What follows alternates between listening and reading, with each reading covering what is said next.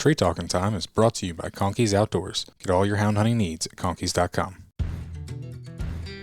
Welcome to Tree Talking Time, where we talk all things tree dogs, from the smallest feists to the largest hounds, treating squirrels to bears and everything in between. And from time to time, we might even run a little fast game.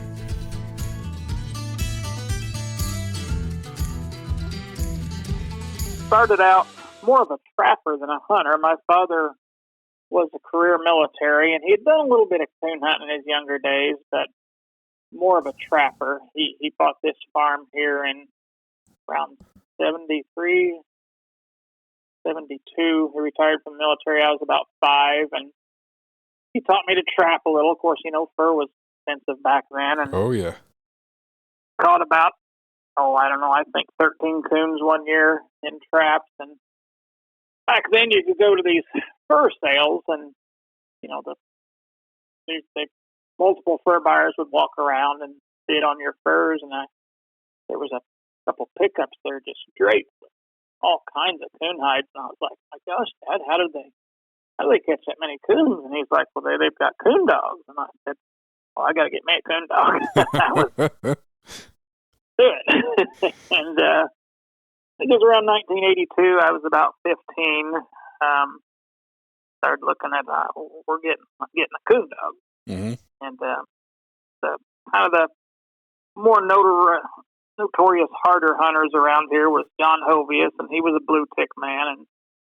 And he said, well, got to go with the Dave Dean the Hammer dog. So we drove to Dave Dean's house, and I picked a little female right out of the back of his pickup that I named Betsy, and my father actually picked one for himself. And yeah, so you converted him too, huh? Yeah, he decided to get himself one. We commenced the training those, and of course we knew absolutely nothing. But my Betsy female was pretty much a natural. She really trained me, to be honest with you. Good. Because I know I did a lot of really, really dumb things. But, yeah. I think we all have. We did. Yeah. We did buy a night champion female of Southern Blue Pride to help train her, but for the most part, Betsy came around on her own, and we didn't much competition hunting back then. We hide hunted, and we summer hunted a lot. We tried to train some pups, but mainly it was about coon hides back in those days. Yeah. Yeah. And then we did end up breeding both of them. We bred Betsy back to her grandfather, Hammer 6. Okay. Produced one pup. His name was King. He was the first dog I made night champion, actually. Nice. Then we bred Annabelle to Hammer 9 and produced a male named Banjo. I made him night champion, NKC Grand Night. And then I kind of took a quit. I didn't run the hunt for several years after that, but we ended up breeding Banjo to Betsy. Got Betsy 2. We bred Betsy 2 to Levi, Ron Taylor's Levi dog. Okay. Betsy 3 was a Blackie, I called her. She was a nice dog, really nice dog. I never titled her. Had her in a few hunts, placed her in Bluetick days. Nice. Never titled her. Got that. We Now, bred her. What kind of time frame was Betsy 3 around?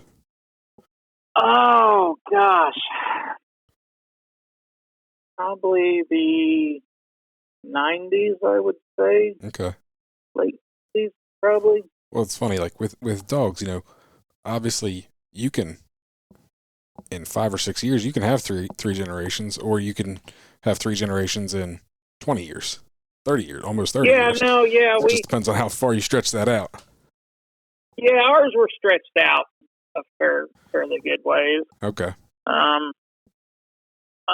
Cause Spare Time Spanky was still around, so I'm sure you've heard of him, because we ended up breeding her to him. So I'm thinking that was the 90s. Okay. From that, we got a female named Brooke. Brooke was a decent dog, nothing special, but she treated a lot of coons. And we bred Brooke to Ron Taylor's Bingo's Northern Blue Dancer dog. And from that cross came a couple dogs. One was named Loner that I kept and trained, and another one was named Piazon. Okay. Piazon was given to Ron Taylor as a stud fee pup. Ron sold him to Mark Ranucci. Mark made a grand night out of him, won some hunts, and I took Loner and made a night champion out of him. I never branded Loner because, true to his name, he was such a loner that if dogs backed him, if one dog backed him, he might be all right. If 2 or 3 backed him, yeah, he was gone. He's like, I ain't staying with these guys. Yeah. But there was times I seen him just annihilate cats. If they were grabbing slicks, he'd just slip on past them and grab the coon. You know? Yeah. He was a coon dog. Man, he was a coon dog. But he just had a loner thing to him that he didn't want to be with nobody. When was that? Oh, that was the early 2000s. Okay. So that was probably the start of dogs being alone then. Yeah, it kind of was. It was, well, although I would say my original Betsy dog out of Hammer 7 was probably very unusual for that era because she was a split tree dog. Okay. She was unusual for that era. So, So then I think it was about, I don't know, 2007. I had an opportunity to buy Piazon back off of Mark Ranucci, and I jumped on it, and I bought him back, and that was my first really experience with something that I could place at major events with. We got Piazon in the top 100 of the world hunt in 2008. Nice. And then again in 2010, and in 2010 we made it to 10th place overall in high-scoring Bluetick. Very nice. Yeah, and that sparked some interest in him. So for the first time in my life, I had a few people. He never bred a whole ton of females, but people interested in him. We bred some really good females. That was the key. And he sits now as number 9 historical reproducer, and that's with only, I was just looking at, I think only 203 pups. Oh wow. Yeah, that's pretty impressive. Let's see. He's got 203 pups. So he's got 37 titled dogs, 18.23%. So yeah, he not he too bad, reproduced. That's for sure. Yeah, he definitely is what put me on the map, so to speak. And then I didn't. Actually, we were talking before this about winning that I've done. I didn't really do near as much winning with Piazon as I did Piazon's offspring. Okay. Yeah, Piazon reproduced a little female named Abby. Truly one of my favorites. She just passed away here a couple months ago. Sorry to hear. I granded Abby out. She was the first dog I ever granded myself, start to finish. Also PKC champion. Nice. And she placed in several major events. And then Pumpkin, I don't know, you may have never heard of Pumpkin, but Pumpkin is the one that I personally did the most winning with in major events. She was high scoring Bluetick at the Grand American one year, the 50th anniversary actually. Okay. He was National Grand Night Bluetick of Autumn Oaks. He was top 20 of the World Hunt in 2017. In 2018, she took 5th overall in high scoring Bluetick of the World Hunt. No, actually, that was 2019. And she won the Triple Crown in 2019. That's pretty cool. Yeah, it was. They wrote up a story on that, how everybody was gunning for this Triple Crown win. I had no idea. My buddy Jake Carell was like, "You may have won the Triple Crown." And I was like, "No, man, we didn't do that." He was like, "No," I think because we had we had one cast win at the Winter Classic. We had a cast win at Autumn Oaks, and then we made it to 5th in the world. He's like, no, I think you could have. I'm like, no, there's no way. One day I was sitting here, and the call came over, and I saw on the caller ID it was UKC, and I thought, you don't suppose. and it was, yeah. That's pretty cool.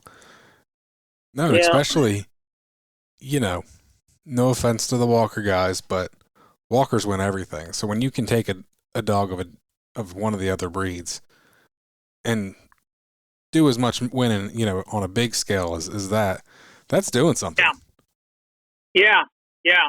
Pumpkin was definitely a force to be reckoned with. We came so close to making the Final Four that year. She had a tree. We had to do the cast where we didn't have enough scores, so we had to redraw where there's 4 dogs go back out shooting for that Final Four place, Mm-hmm. And we ended up second in that cast. We had a tree at the end of the night if we could have found a coon, but there was a coon sitting a couple trees down this fence row, and I think realistically she probably missed it. Her tree was circled, but I think the coon she was on was the coon I trees down, or she would have been in the Final Four. Yeah. But that was pretty exciting, and like I say, that was the year we won the Triple Crown. I was like, well, I totally wasn't expecting that. Yeah, that's pretty cool. And then we had another dog that passed away not too long ago named Goomba. I can't claim a lot of Goombas winning. I got a good buddy named James Harrell that took an interest in Goomba early on, and he pushed him in Purina one year, and he was a high-scoring Bluetick at the overall season. And that was 2018. Okay. He was high-scoring Bluetick of Leopard days, Redbone days, Walker days, double cast wins at Bluetick days, and Black and Tan days. He was 14th in the World Hunt that year. Wow. He was a nice dog. Real nice dog. That's impressive. Like I said, that's a lot of winning for some blue dogs. We had quite a run. Unfortunately, most of my better dogs have died off now, and my legs aren't anything what they used to be, so I'm not hunting that much anymore. Mm-hmm. I don't know where exactly we're going to go from here, but it's sure been a fun run. Oh, for sure. We do have a somewhat younger dog named Chalk Eyes too, Whitey, that James Harrell is pushing in some hunts for us. He's granted him out, and he's placed in Bluetick days the last few years in a row. He might end up. He got him in the top 100 of the World Hunt. Was it 2 years ago? He's got potential. We'll see where we go with him. Very cool. So, which of all those dogs, which one was your favorite? There's really 2 that were my true favorites, and I'm not really the best. just obviously my very first dog, Betsy. Yeah. Just the bond. Mm-hmm. And my Abby female that just passed away. Those were the 2 that I had the best bond with. Okay. Because, especially Abby just hunted for me. You know what I mean? Yep. Dogs like Pumpkin and Piazon, they hunted for themselves, so to speak. They're great for competition. You cut them loose, they're going to go do their thing. But Abby she hunted to please. Yeah. We just had a really good bond. I hunt leopard dogs. I know exactly what you mean. Yeah. They're pleasure dogs. They're not, and I think that's a lot of why they're pleasure dogs. Right there is what you just described. They hunt for you. They don't hunt for themselves. And the dogs that hunt for themselves are the ones that tend to be the good competition dogs. Yeah. Abby, things I loved about Abby was her just true natural independence. I had a guy one night on a cast flat asked me. He goes, "I want you to tell me the truth. Do you have cotton balls in her ears?" I laughed. Like, no, because Abby just did not care what anybody was doing. I mean, you lined dogs up on a path. You know how they all racehorse down the path? She would be the one dog that would mosey off to the right. Like, I don't care what them dummies are doing. I'm going over here. I can't tell you the times I've seen her tree a coon behind dogs that were racehorse through there. Yeah. Oh, I'm sure. Yeah. If you could get a dog to do that, that's not real hard. Like you said, you cut a bunch of strange dogs loose. They racehorse. That's all they do. They're not looking for a coon. No. And Hunkin was very independent, but she was bad about racehorsing with everybody else until she got out away from them. Yeah. Sometimes she ended up way farther than I wish she would have, and way farther than she needed to be, quite truthfully. I think that's the story of most competition dogs. It is, and that's definitely something that I don't know the answer to. I know we're fortunate to have some woods right here, actually, that I own that are pretty good coon woods. Of course, we don't kill many coons anymore. No sense in it. But I had my wife's nephew was guiding one of the PK super stakes here a couple of years ago, and it's been a few years ago now. And every night he was calling me and telling me where he was ending up, and I was like, "Say what? What are you talking about?" You know, I mean, like those dogs were just coon they were blowing past. I'm like, I'm telling you guys, the coons are right there where you're cutting loose. And yeah. It seems like if a guy had a dog that would just go hunt from the get-go instead of run. Yeah. But it just doesn't seem to be many of them that way anymore. Now, whereabouts are you? I am located in Paragon, Indiana, which is basically due south of Indianapolis, 35, 40 miles. Okay. Central Indiana. Mm-hmm. Got a little bit of mix of everything right here, fortunately. I got right around my house is decent-sized hills, not mountains like you have in some areas. Right south of my house is a big river bottom. You go north of my house a few miles, and you have some flatter patchwoods and tree lines. So we have a really nice mix. Every time we were, serious about getting a dog for a hunt, we kind of figure out what is our terrain going to be, and we kind of had something comparable to get used to it. Mm-hmm. That comes in handy. Yeah, it does. There's a lot of guys that they get stuck with one or the other, flat patchwoods or, rough hills or something like that. Yeah. So to be able to be kind of located in a good spot like that where you can kind of train dogs on a little bit of everything. So that way they're used to everything. Yep. Yeah, absolutely.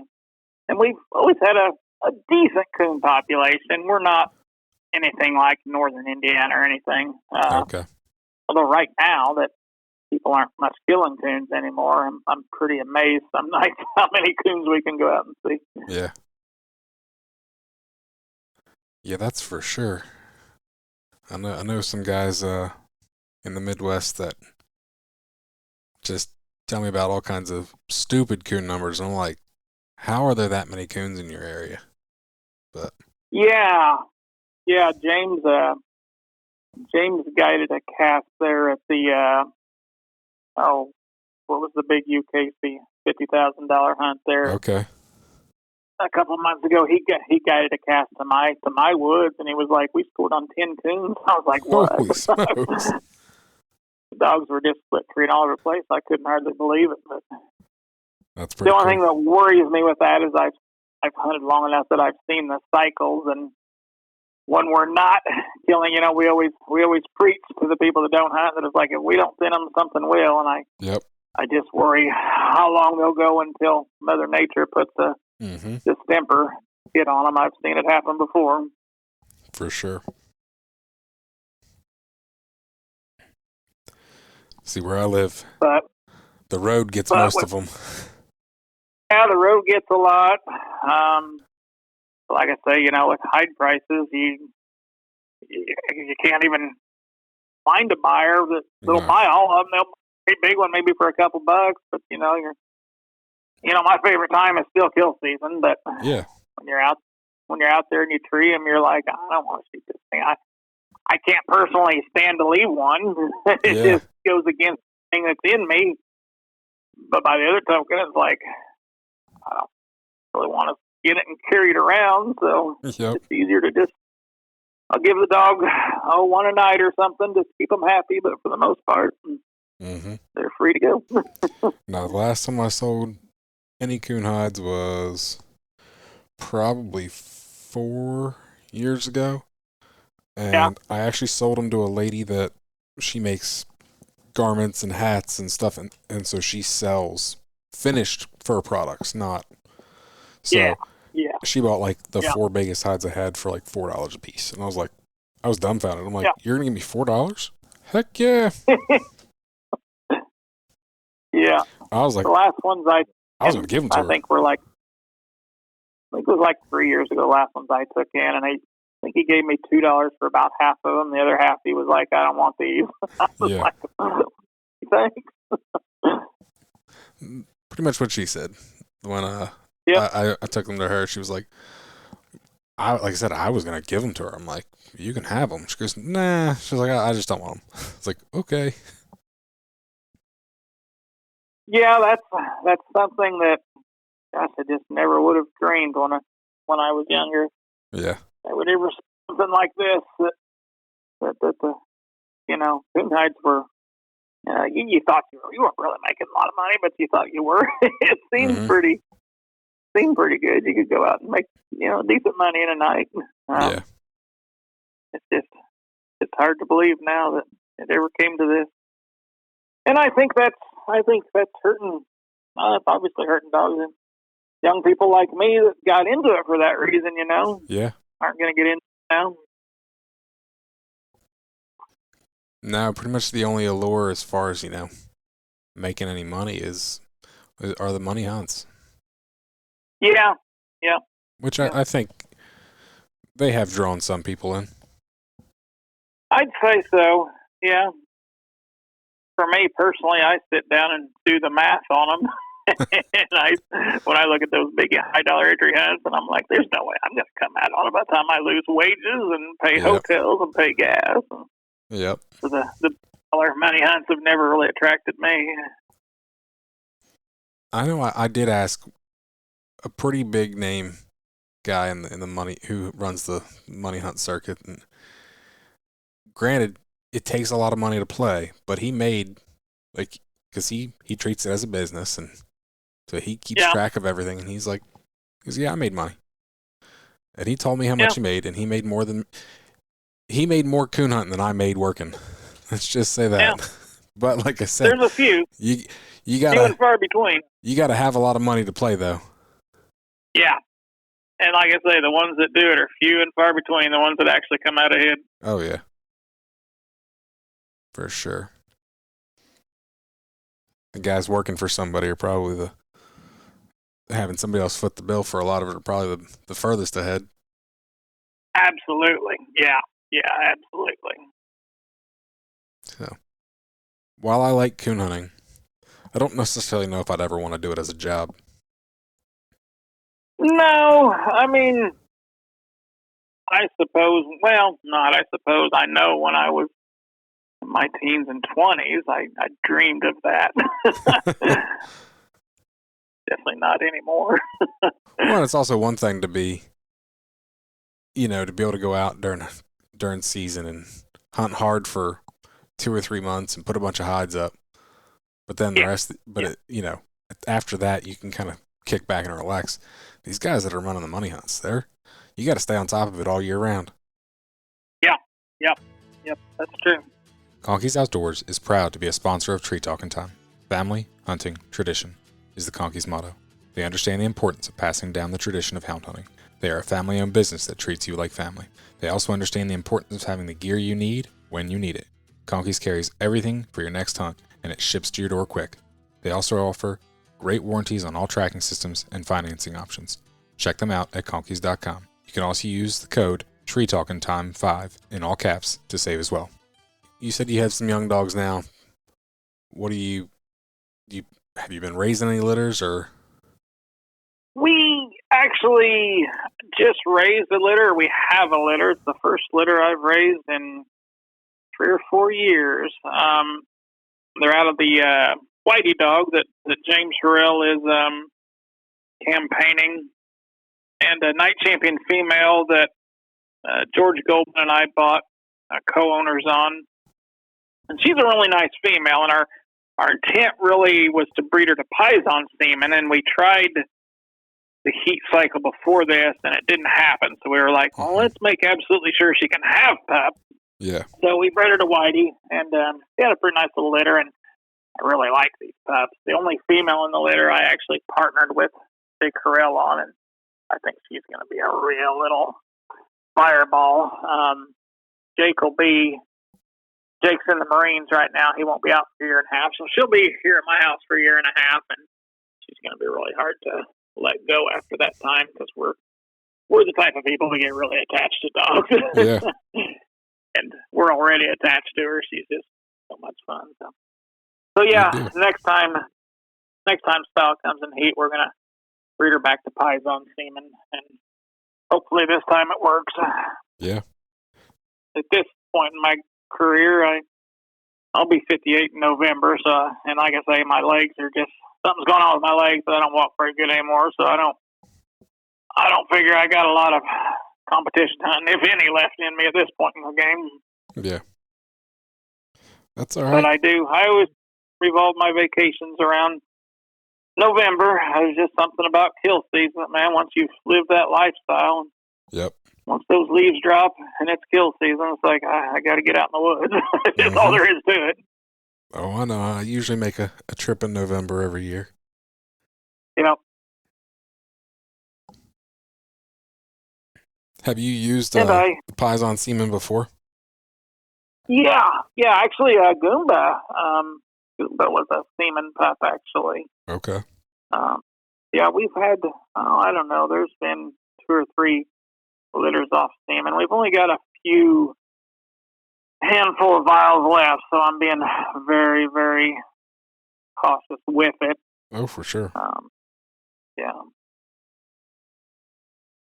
And I really hate that this last one didn't take, but what are you going to do? You know, it's amazing the technology's there, period. So. Oh, yeah. No, I think it's crazy.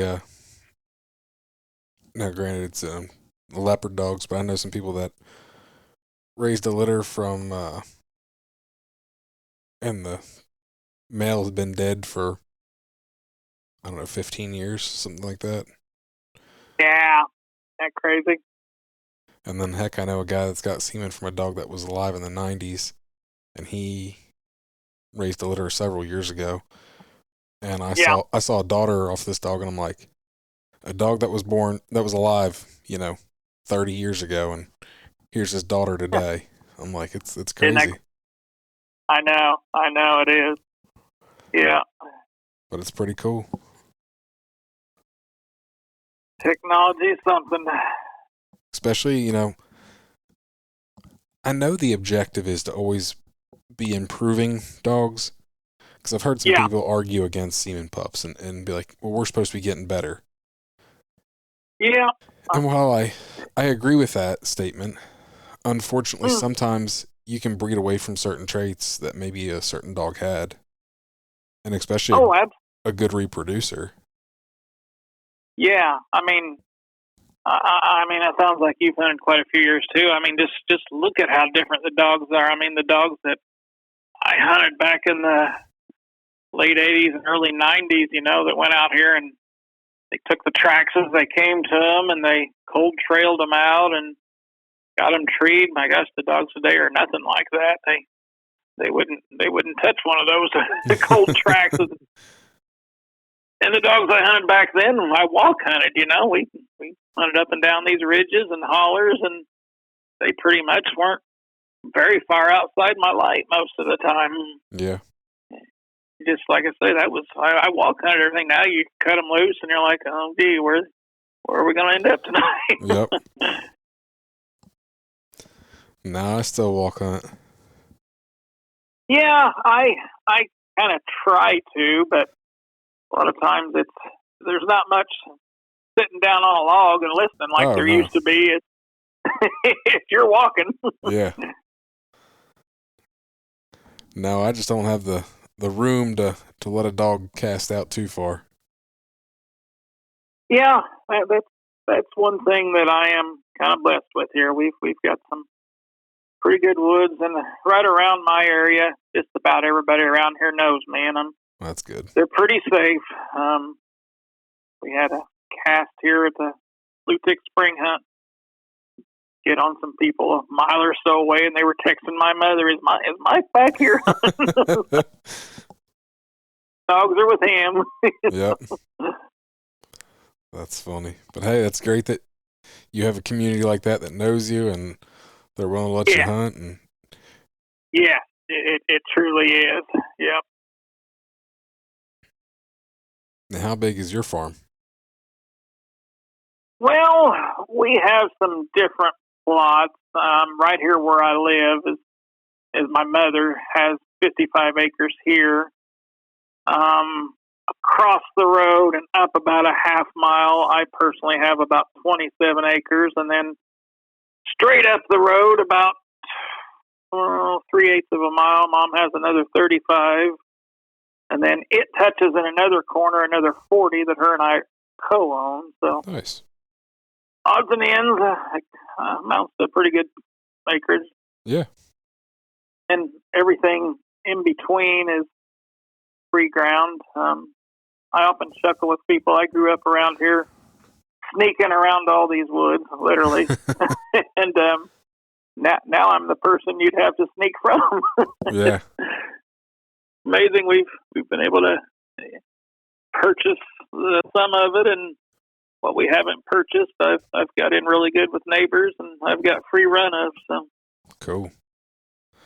That's something I wish I had a little more of. I mean, I've got a few places I can go, but then otherwise hunting public land, and some of that's okay, but yeah.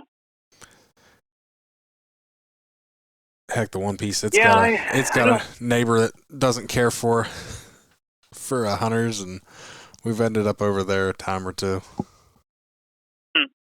Yeah, I've been really blessed with good neighbors, and of course, any of my neighbors around here can get away with murder too. I'm never going to complain about anything they do because I've always got barking dogs. I have a dumpster here at my house, and I pretty much let all my neighbors use it. There you go. So all my neighbors like me. Yep. Anytime one of my dogs gets loose or something, I'll get a text or a call. Hey, I think you got a dog loose. It just ran through. Or my one neighbor, I had one went over to his barbecue one day and was hanging out at his grill. Like, come on, man. That's funny. Yeah. I need a few good hunting stories. Few good hunting stories. Oh, gosh. I've got some. I'm sure. All these years. What's that? I said, I'm sure after all these years. Yeah. One I tell people frequently was, I forget which dog it was. Ginger, maybe. I was hunting kind of next to a place I had permission, and it was kill season. And this little dog treed on top of this big hill for this area, really big hill. And it was fairly moonlight. And at the bottom of this hill was a house. And I knew the guy. I mean, I knew who the guy was. I didn't really know him. But you could see the house pretty clear. But like I say, it was straight down this big hill. And I thought, odds of him hearing anything or seeing anything aren't good. So I walked into the dog with my light off. And I could see the coon with my light off. And I kind of devised the plan. I'm like, okay, I'll hit the spot on it. I'll shoot one time. Boom, coon will come out. I'll be out of here. So I put the spot on the coon. I shot. I hit the coon. I heard thud. Then I heard, hey! Oh, shoot. The hill, he had been listening, He said, who do you think you're hunting on? Well, I had the neighbor's name. Well, you're not on them. Well, I knew I wasn't on them. You need to get out of here. And I said, mister, I just crippled this coon. I said, can I finish it off? Yeah, go ahead and finish it off. So at that point I was nervous and I couldn't hit. I bang, bang, bang. I couldn't hit the darn thing. Finally did.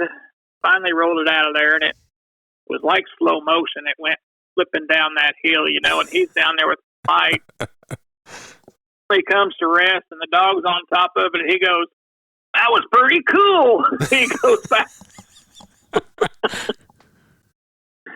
Yeah, that was definitely a good one. Did you get permission to hunt that area after that? I actually I'm a land surveyor. I actually ended up doing a survey job for him several years later, and I never even told him that was me. That's too funny. Another good one that I've put on the UKC side of the Halloween one they have is we used to hunt around this old hayfield down the river bottom. And one night we were back when my father used to always go with me and stay at the truck most of the time. We had two-way radios, which worked great because he'd drop me out one place and pick me up wherever I came out. Yep. We had stayed in and watched, if you remember the TV series 2020, was kind of like a 6 documentary. Mm-hmm.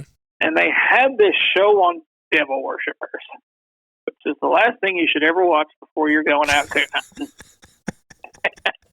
But these people have these sacred rituals out in the woods and stuff, Yeah. Of all things, we go coon hunting after we saw this show. And I get the dogs out of the box, and I start across this field, and before I cut them loose, my light sweeps the back of this hayfield, which is a river back there, and I see nothing but tail light. I was like, what in the world? So I run back to the truck, shove the dogs in, and I bust my thumb on the dog box, shoving the dogs in so quick. Get out of here. I don't know what's going on. We're getting out of here. So we got out of there, and I think it was a week or two later I was down there, and I figured out what it was, is the farmer had lined the riverbank with old junk cars to keep the river from washing. But the first time seeing them at night, and after watching that documentary, you thought there was some devil worship going on down by the river. We just watched this, and we just walked right into it. Yep. That's funny. Oh gosh, some other good stories. There's sure been a lot of them. So many nights you get into such a mess, and you wonder if you'll ever get out. That's for sure. Yeah. Had a lot of fun competition hunts. That's for sure. Mm-hmm.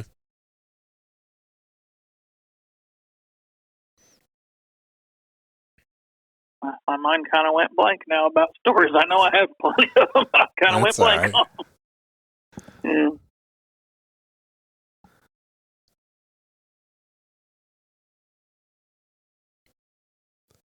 So if you could do it all over again, what would you do the same and what would you do different? Oh gosh. I don't know that I'd do a whole lot different, to tell you the truth. Okay. I'd do most things the same, I think. In the coon hunting world, at least. In the personal world, I'm a Indiana licensed professional land surveyor, and I opened my own business and ran it for 24 years. And I'm just now went back to doing some county work. And I'll tell you, I wish I had stayed with county. I started out with county work. I wish I'd stayed maybe with a company or government work or something where I could have. I see so many people my age being able to retire, and I was like, geez, I can't. Yeah. Yeah. But in coon dogs, I don't know that I would have really changed much anything. Okay. I don't know if there was a cross you wish you would have made, or a dog you wish you would have pushed, or something you wish you would have changed. I don't know. I know there was a young male dog that I had, and I messed him up pretty good. Just my young, dumb inexperience, and if I could go back, I'd probably hunt that one a little differently. I definitely wish I had frozen more semen on Piazon. Mm-hmm. At the time, it didn't seem all that important. I've never been a good promoter. I don't have the right line of BS. It was like, take it, leave it, I don't care. But I could have definitely sold it, and I think we could have definitely put a lot more winners out there because he had such a list of winners, not just his reproducing. I mean, he had such a list of major event placements. He reproduced, let's see, was it 3 world champion Blueticks, I think?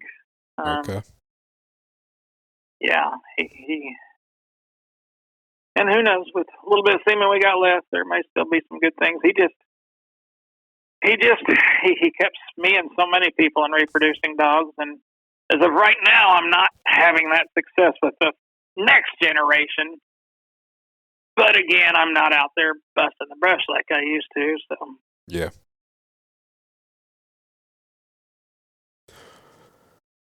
What do you think made him a reproducer? Oh, I guess just the dogs behind him, really. I mean, he had, if you look at his pedigree, you know, he has Dancer, Ron Taylor's Dancer dog. He was a heck of a reproducer. Well, actually, if you look at the reproducers list, I think he's just one above Piazon. So, yeah. Piazon's 9th. Piazon's dad is 8th. Okay.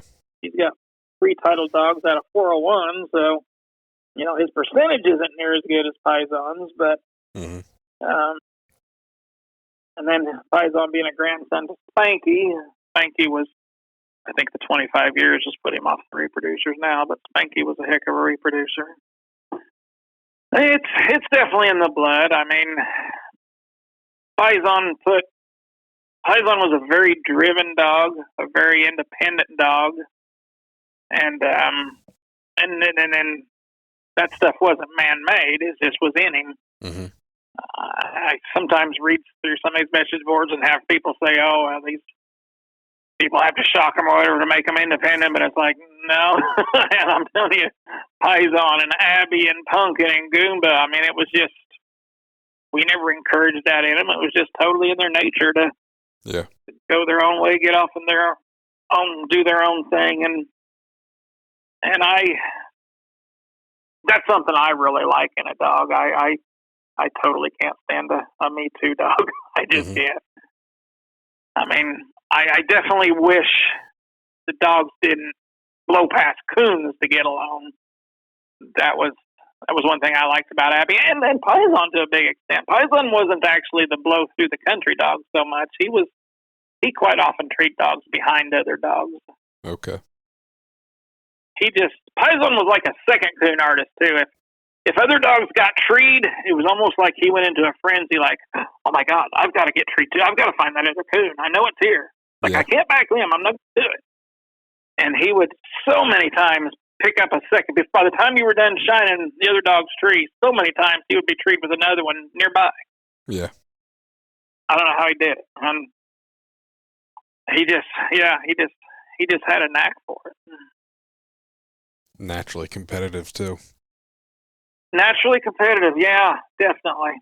I had a dog like that. If you turned her loose with a puppy, she'd look like an idiot. Yeah. She hated puppies. Anything that just was on top of her the whole time. But you hunted her with some good dogs, and it was like she looked like $1 million. I mean, and she would look good by herself, but not near as good as she would look with a couple of other dogs. Mm-hmm. It was like she had something to prove. Yep.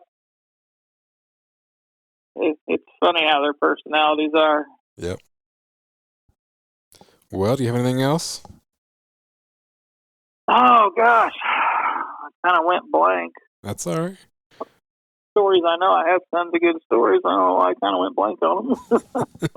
No biggie. Yeah, I wish I'm looking at about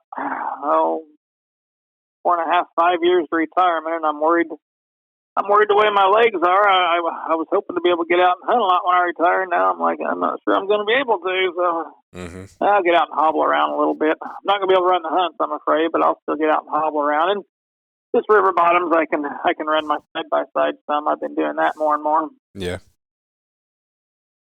Hopefully we'll get another Piazon dog or two. Yeah. That'll amount to something. For sure. Sounds like they were pretty good ones. Yeah. we also had one here named Ike that was a litter mate to Abby. That Mike Silcox, he was 2-time national Grand Night champion Bluetick of Autumn Oaks. Mike Silcox made him, and then Mike quit hunting and sold him to me. I can't believe yet he sold him, because I know he was Mike's baby just like Abby was mine, but he passed away about a year ago too. Just all my good dogs have just like passed away in the last year and a half or so. Jeez, rough year and a half. Yeah, the only Grand Night we have left here on the place right now is one we call Bugsy. Bugsy's a pretty nice little dog, but he's like 13 and has a little bit of a heart condition, so any hunting he does would be like one coon and that's it. Yeah. He's a very nice. He's a great. He stays in the house almost full time because he's a total escape artist. If you tie him, he'll flip his collar. If you put him in a kennel, he'll find a way out. He's the one that showed up at the neighbor's grill. But he's just a really nice dog. He gets along with everybody. Dogs, cats, everything. Good deal. Well, like I said, I really do appreciate you taking the time to talk to me tonight, Mike. Oh, I appreciate you having me. A lot of fun. Yeah, for sure. You can find me on Facebook and Instagram at Tree Talking Media. And until next time, keep 'em talking in the timber.